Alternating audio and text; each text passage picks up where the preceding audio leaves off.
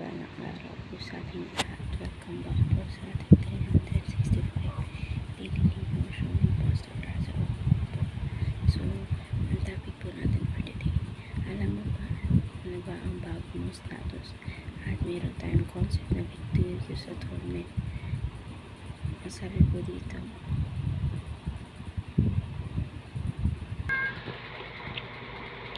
the victorious atonement of Christ Jesus understood in our place through His perfect and sacrificial death on the cross. He before punished our sins, deserving fulfill the righteousness God required. Central to the gospel, His righteousness is imputed to us, our guilt to Him. 2 Corinthians chapter 51 verse 21. Our salvation testing His finished work alone.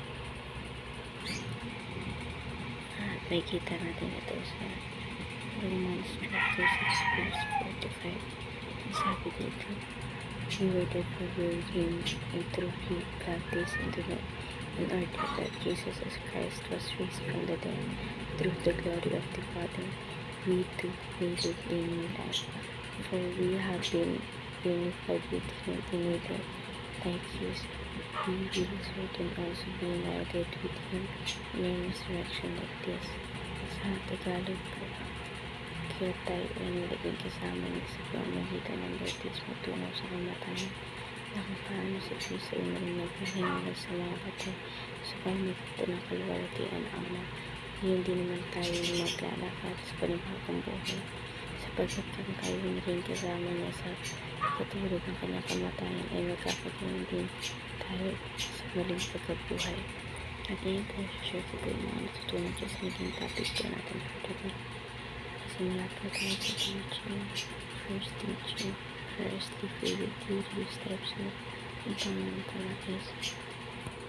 Nabuhay na siya ng napakamasagana and syempre buhay na gusto ng maraming tao na walang paghinda. Sa second teaching naman, Christ died in a victorious fashion.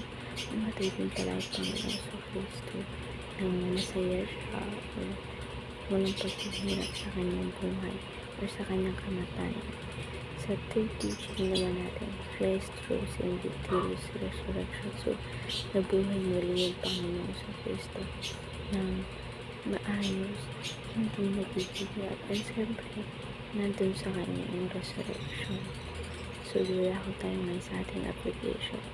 First application, acknowledge the victorious work of God. So, kailangan natin parang i-acknowledge yung gawain ng Panginoon sa Kristo. So, yung mabuti at walang ginawang kasamaan.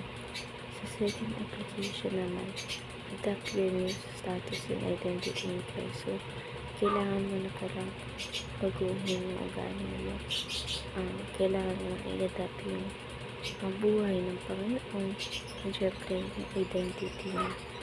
Yun naman sa ating third application, approach the Father through the name of Christ. So, kailangan din pala natin yung buhay na ating Ama is nasa ating mga kapatid na si Kristo. Ngayon naman sa ating discussion, what is the importance of being presented by Christ in life, death, and resurrection? Para sa akin kasi, mas maganda na nandun tayo sa buhay ng Panginoon. Yung nakita natin yung buhay niya, or nasisilayan natin yung buhay niya dahil kakaroon tayo ng kaalaman, ay dagdag kaalaman kung sino man ba siya. So, ngayon lang ito for today's discussion. Thank you for watching.